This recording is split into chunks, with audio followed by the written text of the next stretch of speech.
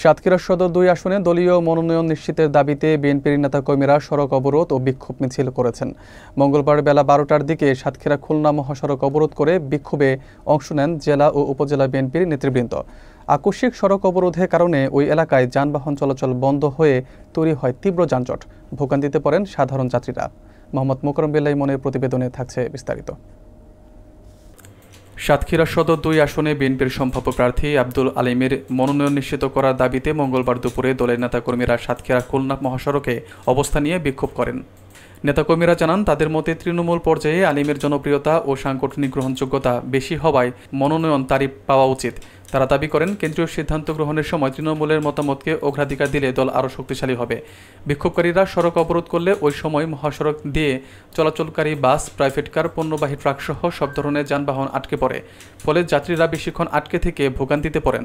ঘটনাস্থলে জেলা ও উপজেলা বিএনপির বেশ কয়েকজন শীর্ষ নেতা উপস্থিত ছিলেন।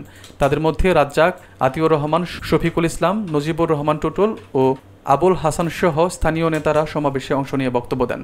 তারা দাবি করেন, মনোনয়ন নিয়ে যদি কেন্দ্রীয় সিদ্ধান্ত তৃণমূলের মতামতের বিপরীত হয় তাহলে তার নেতাকর্মীদের মধ্যে বিভক্তি তৈরি করতে পারে। এ ধরনের পরিস্থিতি এড়াতে দ্রুত নেতাকর্মীদের দাবির প্রতি ইতিবাচক সাড়া দেওয়ার আহ্বান জানান তারা। নেতারা আরও ইঙ্গিত দেন, দাবি পূরণ না হলে আন্দোলন আরও বিস্তৃত আকারে চলবে।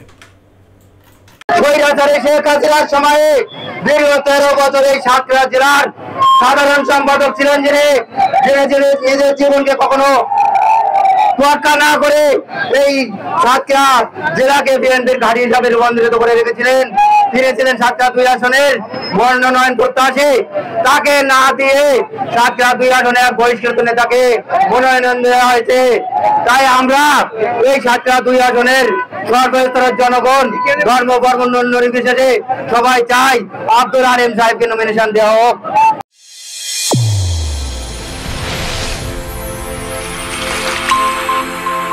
চ্যানেল A1 হৃদয় রেসপন্স।